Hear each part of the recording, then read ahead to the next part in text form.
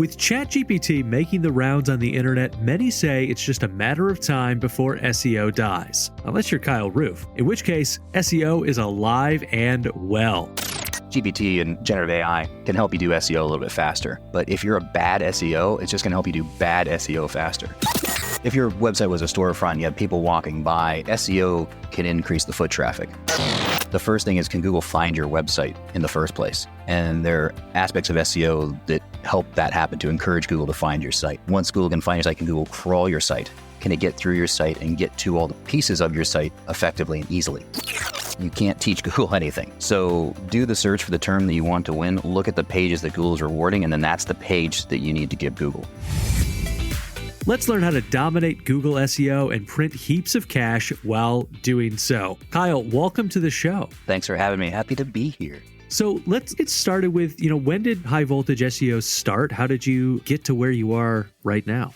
Yeah, sure. So it was 2014 or thereabouts. I had been working with my now business partner on some projects. He was hired by this company in Australia to be their CMO, and he gave me all of his remaining SEO clients. And then about 2 months later, they fired him. And it wasn't anything that he did, because a few months after that, they went bankrupt. But after he was fired, he came back and was like, so about those SEO clients that I gave you. And we had worked together for a bit on these projects. And so both kind of came to the realization, why don't we just start an agency? And so that's what we did. We formed an SEO agency, kind of starting with those clients. Incredible. And what would you describe as High Voltage's kind of competitive advantage? What makes you different from SEO agencies, which, if you want somebody who's really not great at SEO, you can probably find one super cheap somewhere on the internet. What makes High Voltage different? In 2015, I spoke at my first conference speaking on stage, and it was a very high level conference, and there were only about, I'd say 40 people or so in the room, real high level group. It was a kind of conference where you could talk to the people presenting. It was real intimate, kind of a back and forth. And the topic that I was speaking on was how to run SEO tests, how the method that I had developed for running tests. And I really thought it would be collaborative in the sense of, okay, this is what I'm doing, and then other people would share what they were doing. And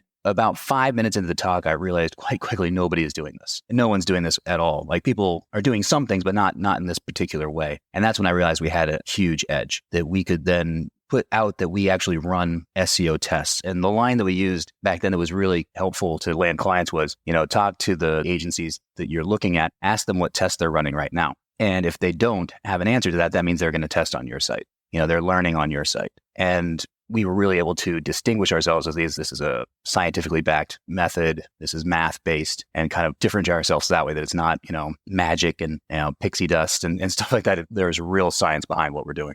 Now, I also want to ask about your partner, your co-founder, and getting things started. Now, first, to establish for our listeners, you did not know each other in person when you first started working together, right? Yeah, that's correct. That's correct. He actually hired me for a job off of like Freelancer or something like that, or Elancer, whatever it was called way back in the day. He posted a job and I responded to it.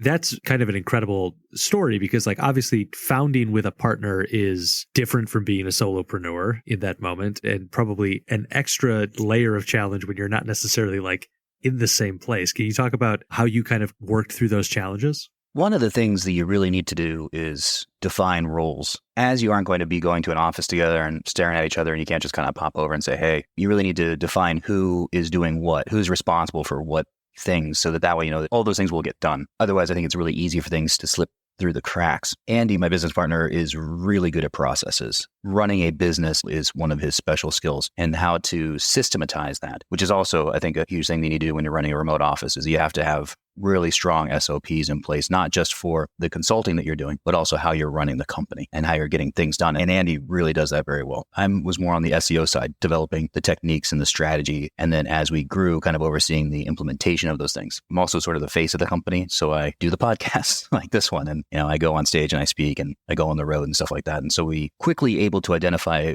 where our strong suits were, and then enabling that person to do that. Whenever we have disagreements on something, if it is on the business side, I know that Andy has heard my objection or my thoughts on what we're doing. And in the end, I will defer to his judgment, because he does that well. When it's on the SEO strategy side, if Andy disagrees with something, he'll voice that disagreement or offer the suggestion. But then at the end of the day, if it really does come to an impasse, that was on me, and he would defer to my judgment. And in doing so, you really created a really nice partnership to be able to grow out this SEO agency. And even though we really didn't meet face to face for about a year and a half. And as you started the business, how did that differ from your previous life as a freelancer? And what was that transition like for you? Wasn't too different. My life as a freelancer was not that long, actually. It was more like I kind of started doing it and then was into the agency. Communication is absolutely critical. And so we have an internal policy that if somebody has sent you a message on on your team, you need to respond within 12 hours, kind of regardless where you are on the planet. And if it's a client, it has to be responded to within 1 business day. And so kind of making sure that that communication is happening makes it a lot easier in order to kind of transition. And that's what I was already doing in my freelance roles anyway. I had that level of communication. And so we just kind of made sure that that continued, and then things really weren't too different. And what might you say are the advantages of founding an agency versus working as a freelancer? Because, sometimes those can kind of feel like two sides of the same coin, but there are certainly pros and cons of each. And I'd love your thoughts on that. There are certainly people that it's a one-man band, right? And they're calling themselves an agency when really it's just more like one person and they're coordinating some VAs. And there's nothing wrong with that. I think the reason that you would do that rather than just kind of calling yourself a freelancer is credibility. If you want to land, I think, larger clients, you'll need to be an agency. I don't think it's quite as easy for a freelancer unless they're specializing as like a consultant. I will come in and I will work with your team to, build it. I've seen that done successfully, and them being very upfront that they are just one person because that's all that they're doing. They're not doing any fulfillment. But otherwise, I think if you want to grow and you want to land larger clients, I think you will have to become some form of an agency or present yourself as an agency. Reminder for our listeners that learning from the experts is one way to avoid making costly mistakes with a new business. You can find that kind of expert advice on the UpFlip Hub, which has advice and insights from real-world business owners that you can apply to start or grow any business. Kyle, coming off that little ad read there, I'd love to hear a little bit from you about what mistakes you might cite that you made early on in the business and what lessons you learned from them and that our listeners could learn from them as well. I think one of the biggest things I identified, hiring the wrong people. I think you can tell early on if somebody is a good fit or not. And if they aren't a good fit, it's only a good thing to get rid of them faster. The longer they stay around, the more they're going to drag down their team members. They're going to cause problems here and there. It's going to be harmful for your business. And so once you identify that somebody isn't the right person for that position, you need to either find them another position or they need to not be in your company anymore. And even to that end, I was fired by our HR department from hiring. Like, you're not good at this. The people that you bring in are not who we need. And they're right. They were 100% correct.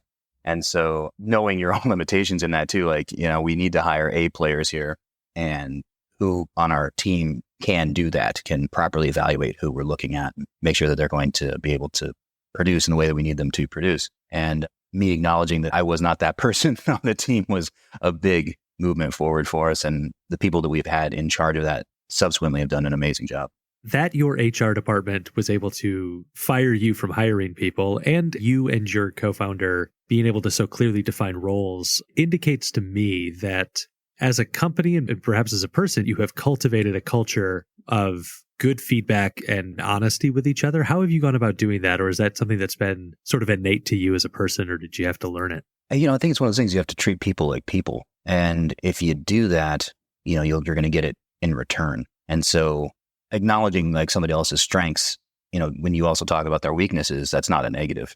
That's like, hey, you are best used here. So you do this. I will work on that because I think I can do it pretty well. So, if you have conversations like that are treating people as they are, I think you can do pretty well. I don't know that we ever sat down and really had that conversation, like how to do that sort of communication. It did seem to come naturally. I would also say it's a lot easier to have conversations when things are rosy, when things are like just starting off and things are good. Have the harder conversations then, rather than letting them sit and fester. And then when it's an actual problem and then you have to have that conversation, it goes a lot worse. So set like boundaries, I'd set rules, I'd set however you want to handle things. And you want to set that as early as you can so that when times are a little tough, you already have that in place and you know what to do or what you're doing. And then one last question kind of here about the operation of the business. I'm curious if somebody is listening and they are interested in starting an SEO agency, what are some of the expenses that they should be planning for, expecting as they both get started and then grow the company? One of the really nice things about doing an SEO agency is you don't have a lot of expenses until you have a client. it's pretty cool that you can basically run a company extremely lean until a client comes in, and then you kind of can grow the business as you gain clients, and your expenses go up kind of in proportion to the clients that you acquire. The initial startup cost is extremely low. I mean, you don't have to have an office. You can work, from your kitchen table with your computer, and, Slack and those types of programs are free for a certain number of users. So you don't really have those expenses until you actually have a decently sized team. So a lot of those tools that you might end up paying for later will let you grow, or they charge, based on seats. And so that's just presumably as you're bringing in people for those seats that you are, bringing on more and more clients. That is actually one of the sexier things of running an SEO agency, is that you can do it with very little capital outlay to start. Maybe the only thing you might be doing might be advertising, but there's still a lot of ways you can do that at minimal cost as well. So that was, I think, a reason that we were able to start an agency, is because it didn't take a lot of cash to get it up and running. Now I want to shift our focus of the conversation a little bit for the other subset of our listeners who maybe don't want to start an SEO agency, but obviously have a lot of questions about SEO. And since we have an SEO expert here with us, I'm going to take the opportunity to pose some of those questions. So just to begin, for those that maybe are only familiar with it as a buzzword, why is SEO important for business owners? If your company has a website and you're not really doing any optimization, and this is for most businesses, obviously not all of them, most fall into this category. If you've got a website and you're not optimizing it, it's really like having a neon sign in your basement. I mean, it looks pretty, but it's not doing anything for you. You want that sign to be effective to draw in clients. That's where you have to optimize the website. And that's really, I think, what SEO can do for you is get your website out there. I think one of the things about SEO is that it's really, I like to think of it as like a storefront. If your website was a storefront, you have people walking by, SEO can increase the foot traffic of people walking by your storefront. Increase the foot traffic of people seeing your website. It can't necessarily get them inside the store, and it can't necessarily force them or make them buy anything more than they would have anyway, but it can increase the number of people that are going by. And if you look at the numbers, like let's say for every 100 people that come by, 10 go into the store and 1 will make a purchase. If we can just increase the number of people walking by and all those numbers remain the same, you make more money. You become more profitable. And so that's really, I think, the objective of SEO is to get more eyeballs on your website, because then just if the numbers hold steady, you're going to do much, much better. That's a really, really useful analogy. Thank you for sharing that. Can you give us some of the core principles of effective SEO? Like, what should people be looking at in their SEO strategy to make sure that it's going to be effective for them?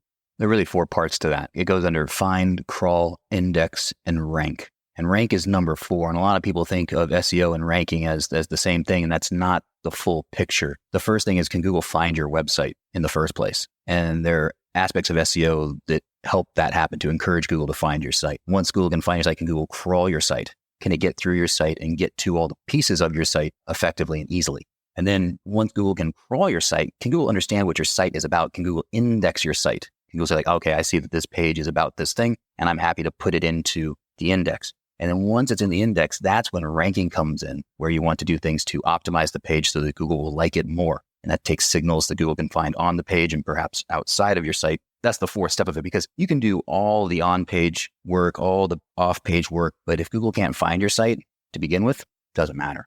So you really need to make sure that you've got those 4 elements, that you're keeping track of those things, or checking those things. And then whoever's providing your SEO for you is discussing those as well. Because again, it doesn't matter how great your on-page or your content is if Google's not going to index it, So making sure that you're hitting those 4 principles really kind of comes down to, that's what core SEO is.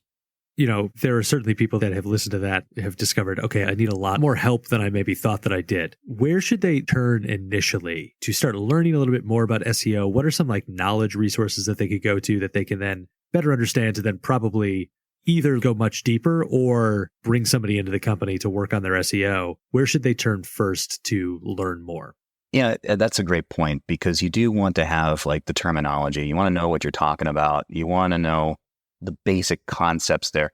And it's kind of like, you take your car to the mechanic. I'm completely beholden to them because I have no idea what's going on in the engine. And they could, tell me my flipper widget is broken. I'd be sure. I'd be like, okay, why not? That must be a thing, and what's nice about SEO is that while there is a lot to it, you can wrap your head around a lot of the concepts so that you can at least be knowledgeable about what can be there or what should be done. Some of the major tools out there like Moz or Ahrefs have really good beginner guides. I'd start there. They're free resources. They are in kind of written form and also video form. And I think that's going to give you a lot of the basics, at least give you the terms. Now, I don't necessarily agree with everything they're going to talk about in terms of strategy, but that's not the point. The point is you'll know what those terms are, what you should be looking for, what you kind of should be considering. And a lot of the information they provide there, I think, can do that for you without really any expense, just the time of going through it. And they're not very long either, as I recall. I haven't looked at them in a while, but last time I checked it, they're pretty digestible. And I think that will at least give you the playing field. This is what we need to be looking for. This is what we need to do. And you'll have the terminology so that when somebody's talking to you about what they're doing and why, you'll know what those terms mean. And one of the beautiful things about SEO and the digital marketing world is the vast amount of data that we can end up with at our fingertips, but maybe it can also then create a lot of noise. What are the key metrics that somebody should be looking at to understand how effective their SEO is being for them? Healthy websites will gain keywords and impressions. That means they will grow in terms that Google is ranking that site for, and then the number of people seeing those pages, those are impressions, essentially the opportunity to click into the site. Those are the two, I think, biggest indicators that your SEO is doing a good job. You are increasing in keywords and impressions. We do measure things like clicks, and we do measure things like ranking position and stuff like that. But a lot of those things don't really tell the story about how effective the SEO necessarily was. But I think the two growth factors that you can look to and you should be monitoring are, am I gaining keywords? Am I gaining impressions? Because if you're not, if you're flat or you're going down on both of those, that's a sign that there's a problem. And so somebody maybe recognizes, hey, I've got a problem. I'm going to implement an SEO strategy. I'm going to hire a company to come do that. What kind of timeline should they have as an expectation to start to see results and improvement from whatever changes they make? Internally, well, in our company, we have a proprietary algorithm that we put together that gives an estimate on how long it will take to win certain terms. And that starts from a 1 to 2 month sort of situation and goes to 12 months plus. A lot of it is dependent upon how many competitors there are that are going after that particular term. So you can look at this by doing what's called an all-in title search. So you write all in title and squish it all together, no spaces, and then colon, and then put in the search term that you're interested in, whatever product or service you're selling or that thing that you want to show up in Google for. And then Google will show you how many results have that term all in the title. And if it's like 20, 50, that's a great number. So that's not a lot of people going after that particular term. When you get into the tens of thousands, that's a problem. That means a lot of people are very interested in that, and you have to beat all of them, or at least you have to be a bunch of them in order to show up on page one. So when you look at terms that have a fewer amount of results as an all in title, that's something you can probably do in a month or two. The competition is not overly aggressive towards that term. There are not a lot of people going after it, but if you see it's in the tens of thousands, that could be a term you're never going to win. And so that's maybe a way to gauge the terms you're interested in and how likely you are of winning them or not. So this is going to bring us to a section of our show that we call our Fan Blitz questions. These questions come from our YouTube community, and listeners, you can go join the YouTube community by going to youtube.com/UpFlip, and you can post questions to future podcast guests. Kyle, some of these questions are very specific, and I'm sure you could talk about them for a very long time, but we're going to give you about 10 to 15 seconds to answer each one of these and or point the listener to a resource. Are you ready? Quick question on the rules. Is it 10 seconds in total or 10 seconds for each one? For each one. Okay, okay. And no loud buzzer will go off. So if you take 15 or 20 seconds, we'll allow it. What will I win? What will I win? Just the love and adoration of our listeners. That's all I need. Right. So to kick this off, we got a question from Brad King looking for best advice for establishing informational database sites. So this isn't an SEO tip, but something I would consider doing is like a Chrome extension or a plugin or an app. And if you can add some sort of gamification aspect to it, people love useful tools. And a really good way to have people share your website is to have them using your tool and they're going to tell other people about it. So I would look to do something like that. Next one is from AB, who wants to know how you can get blog content to rank on top of search results that Google mostly pushes e-commerce products for. So this is a great question. And the answer is you can't. You can't teach Google anything. So do the search for the term that you want to win. Look at the pages that Google is rewarding, and then that's the page that you need to give Google. And if it's a long form article, that's what you got to do. People come to me all the time, like, I'm trying to get my product to rank and I can't get it to rank. And then you do the search and there are no products on page one. And so there are 500 word product pages going up against a 2,500 word long form article. You're never going to win. So look at the SERPs, see what Google's rewarding, and then give Google that page. This next one's from Darian, who works for an education company offering Lean Six Sigma training and certification, tips on nurturing leads, new email subscribers to deals. So something that we've done is like a free video series that's educational. So I can see in this situation, like 5 mistakes everyone makes with Six Sigma, or is Lean Six Sigma right for you? Kind of a thing, and make it educational and informational so that people know you know what you're talking about. You've thought about these kind of things. And by the time they reach back to you after they've gone through that series, that means they're really warm. Like they saw your series, they liked it. Now they want to buy from you. So that's something we've used effectively and perhaps could be used effectively here. Christria has a villa that's on Airbnb, recently put it up also on Facebook and Instagram. How can I increase ranking on Google and on those social media platforms to increase visibility without paying for ads? So I know Airbnb results will appear in the SERP sometimes, and I think Facebook does as well. Probably the only thing you can control there is your title and the description of the property. And so if you can write a title that is keyword rich and keyword focused, and the same thing with the description, if you're getting terms in there that people would search for, that's what I mean by keyword rich, that might give you an opportunity for that to show up in Google. I'm not sure there's too much else you could do. Last one here. What would you tell your previous boss? You know what? I've never really had a boss. The bosses that I've had were in transition jobs, like waiting tables while I was in college or bartending when I was in law school. It was pretty rare for me to have had a boss. So I left on good terms with all of them too. So I still, I would tell them is, hey, things were good. The plan worked. And here we are. I love it. And that is going to do it for the Fan Blitz questions. And listeners, thanks to you, the UpFlip podcast has hit a major milestone with over 500,000 downloads and counting. If you want to help us continue to grow the show and reach more people who need to hear it, leave a rating and review on Apple Podcasts today. Kyle, I want to kind of continue our conversation in SEO methods and kind of some of the products that you offer. You've mentioned running SEO tests. Obviously, I don't expect you to give us any of the proprietary information here, but can you talk about like the process of developing SEO tests and what that kind of looks like for you all and how you kind of make sure that what you're doing is working? I can tell you running tests is actually not a lot of fun. It sounds like it's fun, but like the amount of tests that end up not working far surpasses the ones that actually give you a result. And I'm not saying that you found something or not found something, because not finding something is also very valuable. But in just the ones where you're halfway through the test and you realize you set it up wrong at the beginning and the results you got are worthless. That happens more times than not. But there's a concept in psychology and psychological testing. It's called the weight of smoke. How can you weigh smoke? And it comes from this apocryphal story about Isaac Newton being challenged to weigh smoke. And what he did was he weighed a cigar.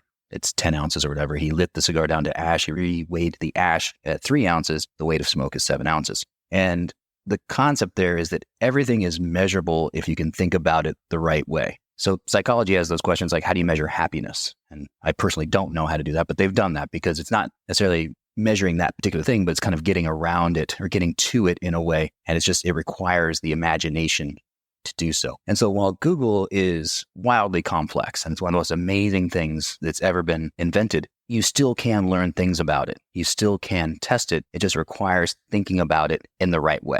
And that's the biggest part of the SEO test process, is getting down to what you actually are trying to measure. Someone will say like, I want to see if this technique works.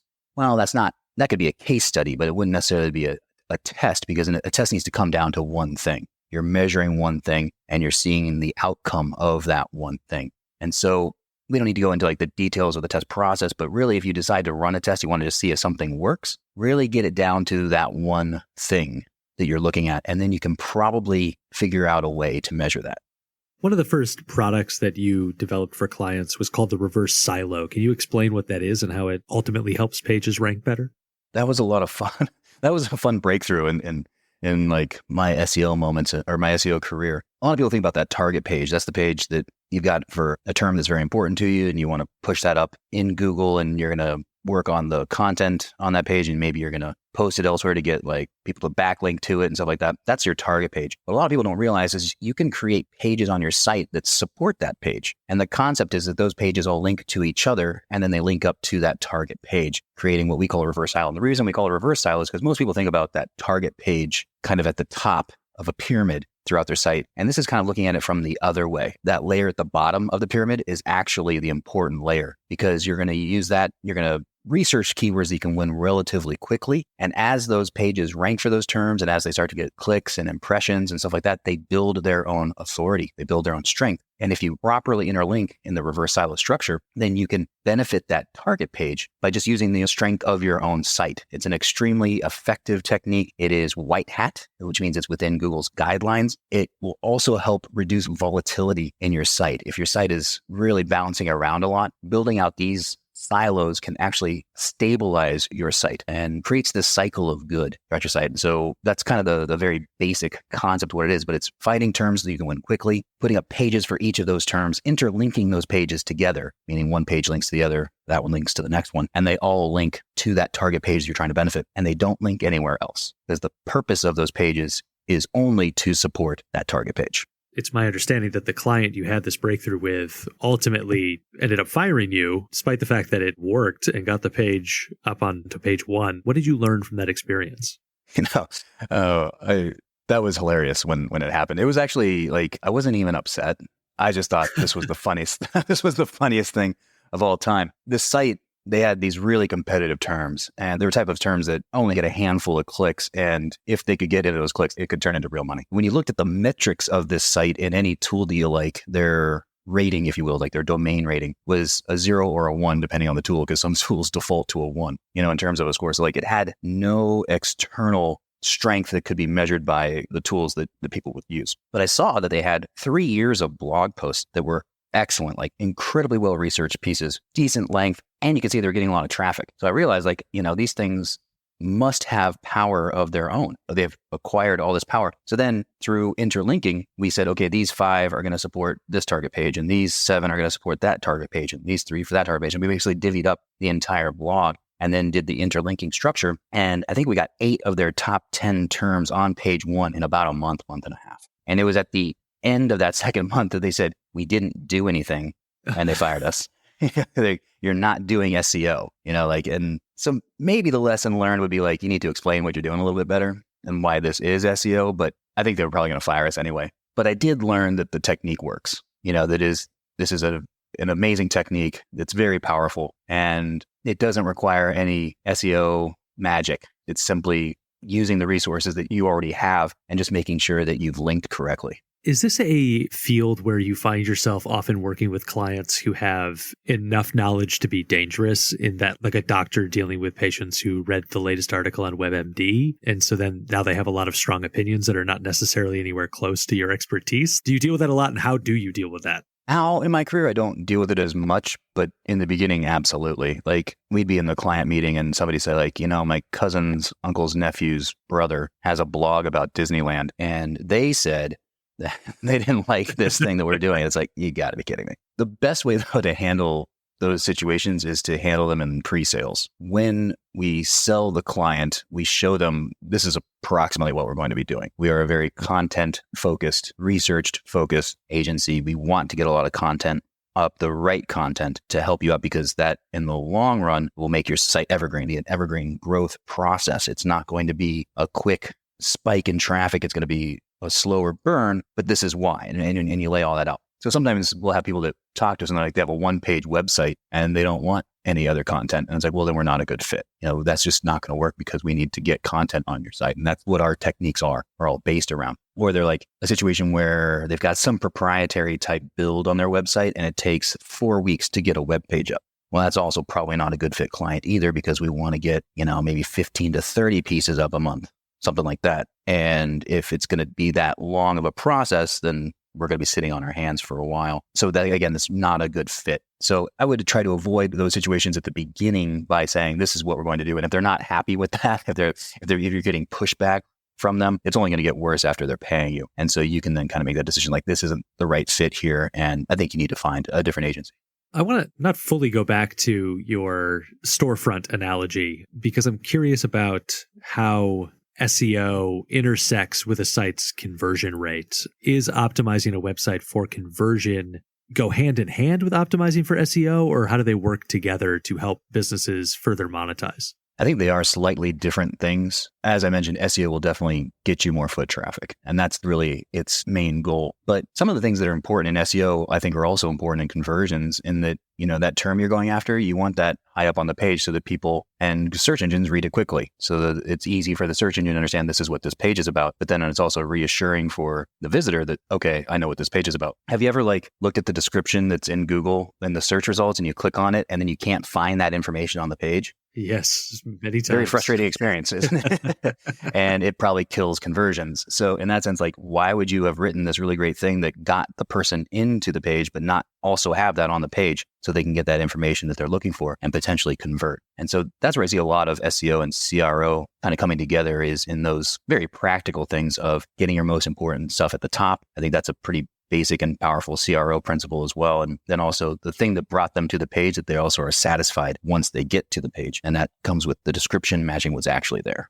When you're developing an SEO strategy, does it differ by the type of business, or is the only difference really going to be what keywords you're trying to rank for? Or are there certain strategies for certain types of companies that aren't effective for other types? A lot of it is relatively the same, but there are some definite bespoke aspects to it. If somebody has, a financial advice type site versus somebody that's got an e-com shop, those are going to require some different things because you're dealing with different types of pages and you're also dealing with different audiences. A lot of the concepts, though, for the research are going to be the same. It's just you're going to be tailoring it to that specific niche or keyword type, or even persona type too. A different person is going to one site than the other. Most likely. Those things will differ. The only other thing I would really be concerned about is if you're looking at an agency and they've got kind of one size fits all packages, like with this package, you get 4 backlinks a month. Well, do you need 4 backlinks a month? Do you need more? Do you need less? Do you need that every month? Probably not. There are probably situations where you don't need any backlinks, and there are going to be situations where you need a lot. And so things need to be adaptive to the situation, the goals of the site, and then obviously the type of site that it is. So that's kind of where I think the customization would come in. And obviously, much of our conversation lurking kind of in the background of it is Google as the largest search engine, which makes sense. But are Google SEO strategies also going to lead to high rankings on other sites? Or are there certain things that need to be done for Google and certain things that you need to do for some of the other search engines that are out there? What's nice is most of the other search engines are really focused on page. And the on-page that you're going to do for Google is often really what they like as well. The other thing is that Bing runs most of the other search engines. They're built off of Bing, and you can do a quick search and find out, but nearly every major search engine that isn't Google is run off of Bing's search results. They tailor them a little bit and tweak them a little bit, but it's essentially just a dressed up version of Bing. And the more that I've worked with sites, the more I can tell you that Bing really does like clear, easy to understand pages. Surprise of the century, so does Google, as well as your visitors. And so if you have pages that are easy to get through in terms of the semantic structure, that it has one title, 1H1, it has different sections on the site with little subheadings, that make sense. That's what Google likes. And if you just do that, by nature, you will get those other search engines, and you don't have to worry about doing something different for 5 different minor search engines because they're all probably Bing anyway. Sort of on that, and this will kind of transition us into our next kind of section as well. How often are SEO best practices changing? Not a lot, to be honest with you. If you were to think about Google on a bell curve, and there's that 80% in the middle that's like the core of Google, and then maybe you got 10% on either side. The stuff that changes is that 10% on either side, not the core part. Google gives good results, and the reason that they have the market share that they have is because people like using Google. And they know that they type in something, they're likely to get the information that they are looking for. And so there's really no economic reason for Google to change that. If people are happy with the results, then they don't need to change it. They can spend their money on other things. What they spend their money on is on those fringes where somebody's trying to game Google in order to get better results. And that's the stuff that changes a lot. And that's where people are constantly trying to stay ahead of Google because that's the game they've decided to play. If you don't do that, if you kind of stay in that middle part, you're going to be fine. And you don't really have to worry too much about, quote, Google changing all the time. You do need to be mindful of your competitors changing all the time. And the goalposts do shift. As more people get competitive on a term, you might have to increase things on your site, or you might have to do something a little bit more. That's what you need to monitor. Not necessarily that Google is changing, but your competitors might care. Anytime you land on page 1, the reality is you've pushed somebody off of page 1.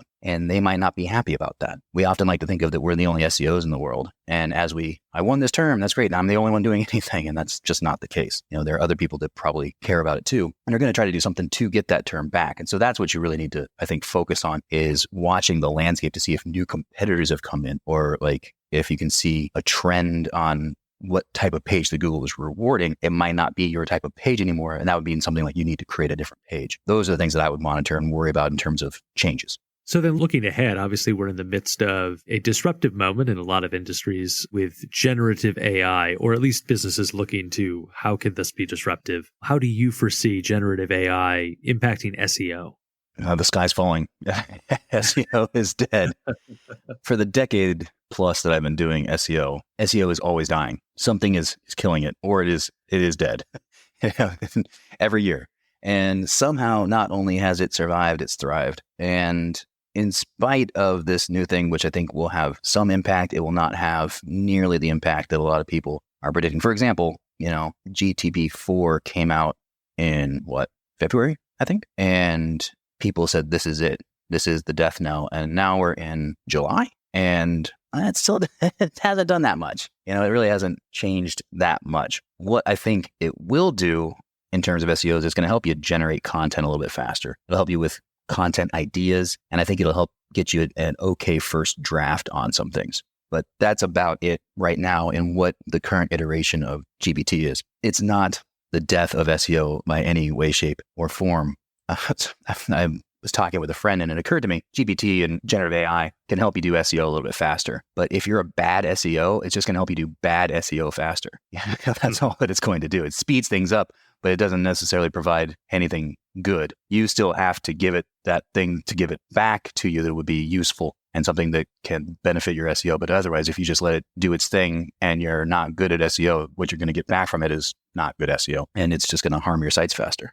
As the company's expanded and as your clients have gotten bigger, what does your day-to-day look like now in the business? Mine really is more just on the higher end strategy. I haven't spoken to a client in years. I'm not part of the sales process. And then once they onboard, I'm not part of the fulfillment process. They may have seen me speak, or they may have seen a video, or they listened to a podcast like this. And that's maybe how they heard about the company and they heard about my techniques. But I will not be involved with the client on a day-to-day basis. But I will be there for the strategy. When the account managers are talking about, okay, these are their needs, these are the goals, this is what we want to do. What do you think? I'm involved in that part of it to make sure that the strategies give us the highest likelihood of success. But for me, most of my day-to-day is spent on our software, Page Optimizer Pro. That's where I spend the majority of my time right now. And speaking of, we actually have an AI thing that we've implemented. Again, really just got to help people get their SEO done, hopefully faster, and in this case, better as well. But we do have a pretty big disclaimer that our tool, like any other AI tool, needs a lot of editing. When you get the content back, you can't just take that and put it on your site. I think that would be detrimental. You do need to, edit for tone, brand, and factualness. Is this actually true? Because AI is really good at lying, and lying confidently when it gives you information. Kyle, if you could pick the one thing that people take from this interview, what would it be? This is the question that stumped me. I don't know if people know that a really good podcast like this one send out questions in advance, which is really nice. And so I can think about some answers and try to give something thoughtful. This one stumped me the most, though. I hope people understand that there is a lot to SEO, but it can be done, and it can be done very well. And it's not magic. The people doing your SEO should be able to show you everything that they're doing, and they shouldn't have any problem with that. So one of the fun things when we lose clients, say after a 6-month or 12-month contract, is that they actually feel they have the confidence to go do SEO on their own. That they've seen what an effective campaign looks like, and they feel that they can do it, which is fantastic. So that empowerment is a great thing. So I guess maybe the takeaway is there's a lot to it for sure, but you can definitely wrap your head around it. And if you want to do it, you can do it yourself. Obviously, it's a lot of work, so having an agency isn't a bad idea. But again, it's not going to be the same experience as taking the car to the mechanic, as we talked about. You can actually be involved in the conversation and understand what's being done and why. What's your favorite business book and why? I would like to say I hate business books. Most of them, I really can't stand most of them. But a good one that I can recommend is called The Algebra of Happiness by Scott Galloway. And this book explores the idea of, can you be a high income earner and also happy, and what would be involved in that? And I think it provides a really great perspective on how to be somebody that wants to be successful in a monetary sense. I really, really enjoyed the book. I've read it a couple of times, and I always take away a little something. Kyle, where should people go to connect with you and or learn more about High Voltage SEO? The easiest thing would be to go to my website, which is kyleroof.com. That's pretty easy. And my stuff is all posted there so you can see what I'm working on, and links to like software training and the agency are all in there. That is going to do it for this episode of the UpFlip podcast. Listeners, you can find more advice for how to start or grow a business the right way on the UpFlip Hub. And if you like this episode, make sure to let us know by leaving a review on Apple Podcasts or wherever you are listening right now. Kyle Roof of High Voltage SEO, thank you so much for coming on the show. Thanks for having me. That was a lot of fun.